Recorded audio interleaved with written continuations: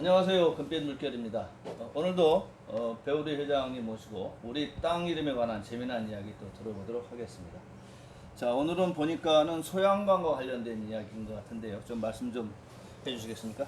예, 오늘 제가 이제 이 소양강 얘기를 하고자 하는 것은 아니고요.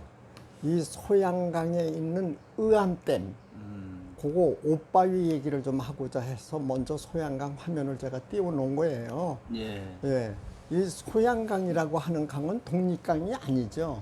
이 강은 바로 북한강에 합류를 하는 강이에요. 그렇죠. 근데 이 강이 상당히 커요.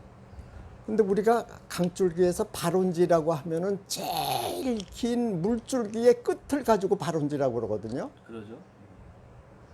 그럼 우리 북한강을 따라서 계속 올라가면은 제일 긴 강 쪽으로 가면은 어디로 가느냐? 이 소양강 쪽이 아니에요. 계속 북으로 올라가서 철원, 저 원산 방면으로 그 금강산 가까이 가가지고 거기서부터 북한강이 시작이 돼요.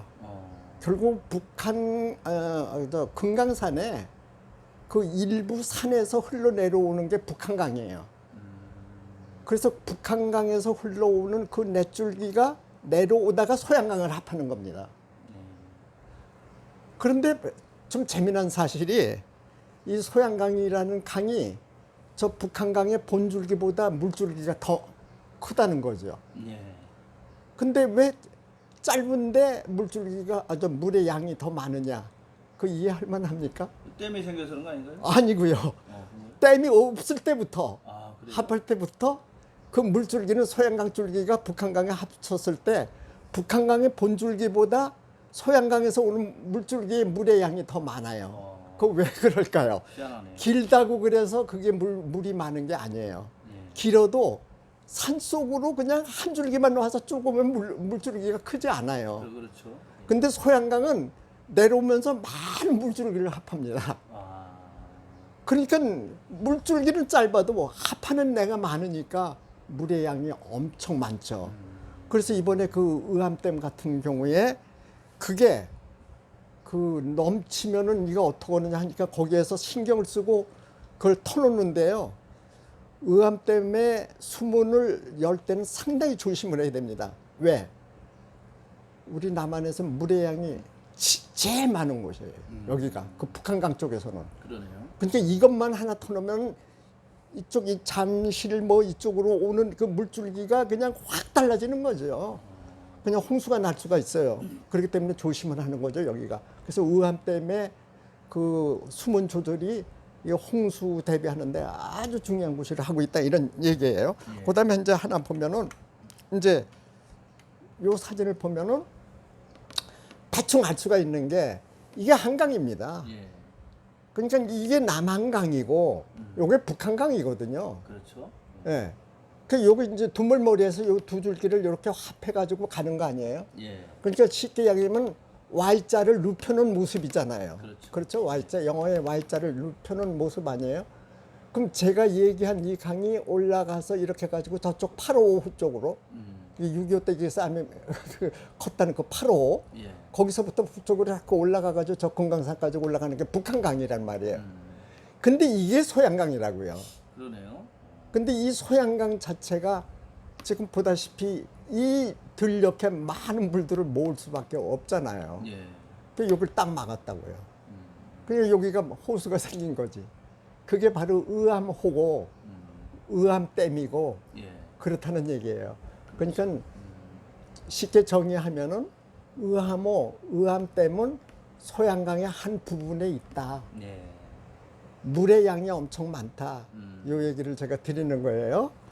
그 다음에 이제 화면을 하나 보죠. 이걸 보시면 돼요. 이건 옛날 지도에, 대동령 지도에 나온 거예요. 여기 쭉 오다 보면 여기서 이제 물줄기가 합하는 모습이 보이는데 북한강이 이거고요. 소양강이 이겁니다. 그러네요. 소양강이 이거예요. 춘천이 바로 그 얼음에 있어요, 이렇게. 그러니까는 소양강 바로 남쪽에 춘천이 위치해 있는 거 아니겠어요? 이렇게. 그렇죠. 이렇게 있는 거죠.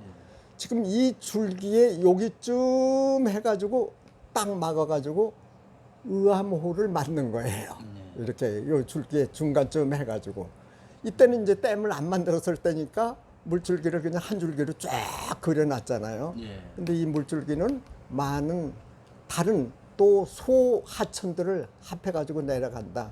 이렇게 아시면 좀 이해가 쉽겠죠? 예.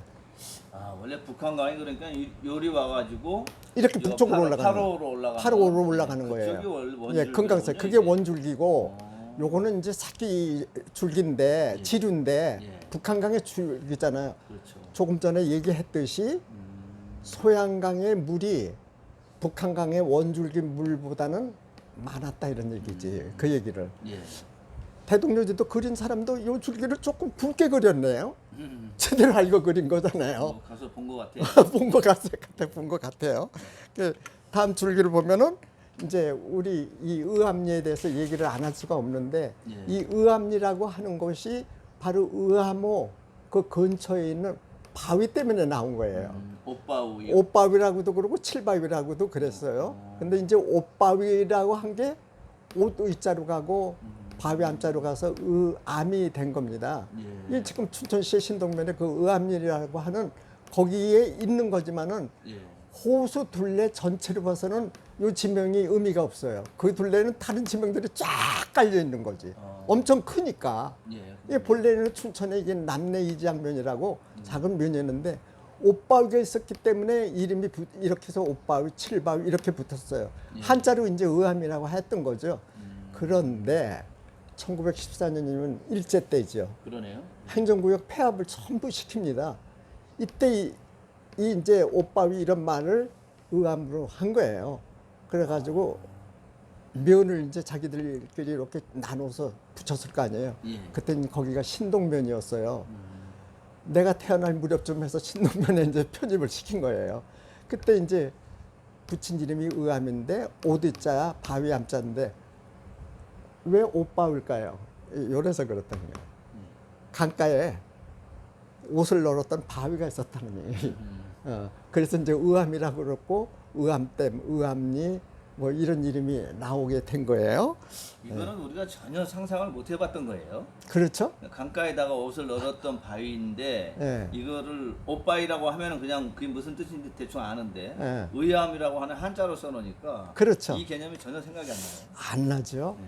그래서 우리가 이렇게 이제 그 의암에서 한자가 뭘로 됐을까 했을 때 예. 생각을 한번 해보는 것도 괜찮아요. 예. 어떻든 오늘 의암리 예. 옷바위에서 나왔다는 얘기를 여기까지 말씀드릴게요. 예. 예. 오늘 의암댐에 관한 이야기 어떻게 이제 조금 좀 그 풀리셨습니까? 뭐 수해 입으신 분들은 좀 그 잘 복구를 좀 했으면 좋겠고 주변 이웃들도 좀 많이 도와주셨으면 좋겠습니다. 자, 오늘 의암리에 관한 이야기 여기서 마치도록 하겠습니다. 고맙습니다.